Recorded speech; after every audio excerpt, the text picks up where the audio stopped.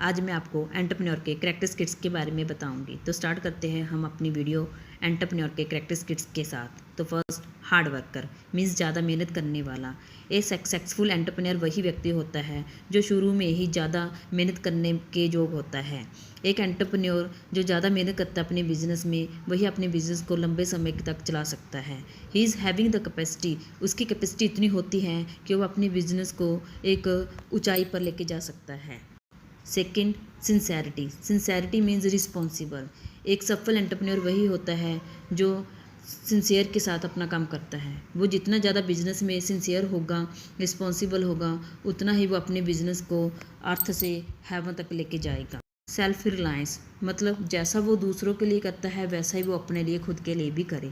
एक सफल एंटरप्रेन्योर जो चाहता है कि वो अपने लिए भी वही रूटीन, पॉलिसी, प्रोसीजर फॉलो करे जैसा कि वो दूसरों के लिए करता है। He is acting has his own master, वो खुद ही अपने काम का मास्टर होता है। And making his responsibilities for all decision, जितने भी वो डिसीजन लेता है सभी की रिस्पॉन्सिबिलिटीज़ की खुद की होती है। वो जो कभी भी लाइक नहीं करता कि वो दूसरों के अनुसार काम करे या किसी की सुपरविज़न के अंडर काम करे। हाईली ऑप्टिमिस्टिक मीन्स ज़्यादा पॉजिटिविटी होना। एक सफल एंटरप्रेन्योर हमेशा पॉजिटिव होता है फ्यूचर के रिगार्डिंग। वो कभी भी अपनी प्रेजेंट प्रॉब्लम्स को लेकर डिस्टर्ब नहीं होता। ही ऑलवेज एक्सपेक्ट, वो हमेशा एक फेवरेबल सिचुएशन की उम्मीद रखता है इन फ्यूचर में। He is able to run his business in future even if there are number of difficulties. उसकी बिजनेस में कितनी भी डिफ़िकल्टी क्यों ना हो इन प्रेजेंट में, लेकिन फिर भी वो इतना एबल होता है कि वो फ्यूचर में भी अपना बिजनेस को रन कर सकता है। Fifth, planning and organising ability. उसमें इतनी एबिलिटी होनी चाहिए कि वो एक अच्छी गुड प्लानिंग कर सके और अपने बिजनेस को अच्छे ढंग से ऑर्गेनाइज कर सके। एक सफल एंटरप्रेन्योर वही होता है जो ज़्यादा से ज़्यादा अच्छी प्लानिंग पे डिपेंड रहता है और सिस्टमेटिक वर्क पे डिपेंड रहता है। उसमें इतनी एबिलिटी होती है कि उसके पास कम सोर्स होते हुए भी वो उन सोर्स को प्रोडक्शन में लगा सकता। Next, innovation. Innovation means innovate new ideas. एक एंटरप्रेन्योर हमेशा ही इनोवेटिव होता है to satisfied various demand of customer, ताकि वो कस्टमर्स की डिमांड को सेटिस्फाइड कर सके।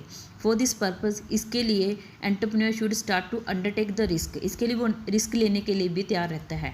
And try to innovate goods and services, और वो ट्राई करता रहता है, कोशिश करता रहता है कि नए नए गुड्स एंड सर्विसेज अपने कस्टमर्स को प्रोवाइड किए जा सके।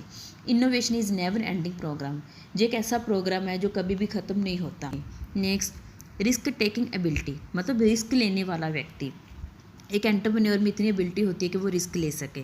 The risk which is taken should not be too high but reasonable chances of winning should be moderate and risk which can be easily absorbed by a business can be allowed to take.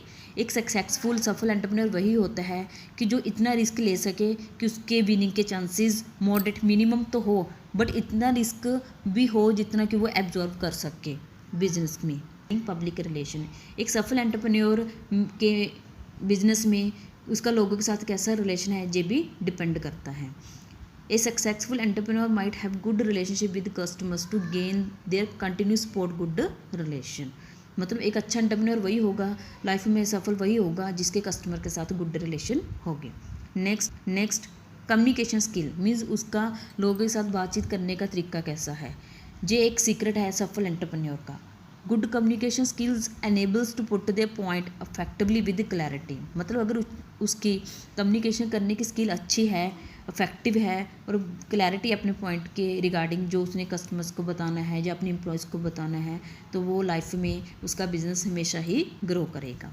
Next and last, secrecy maintenance. एक successful entrepreneur must be capable of maintaining and safeguarding all his business secret. एक सफल entrepreneur वही होता है जो अपने secrets को maintain करता है और सेफ रखता है थर्ड पर्सन से, और किसी के साथ वो अपने सीक्रेट्स लीक नहीं करता, उन्हें बताता नहीं है। अगर वो ऐसा करेगा तो वो कंपटीटर्स के लिए ओपनली प्लेटफार्म खोल रहा है, रास्ते खोल रहा है और अपने बिजनेस को डाउनफॉल कर रहा है।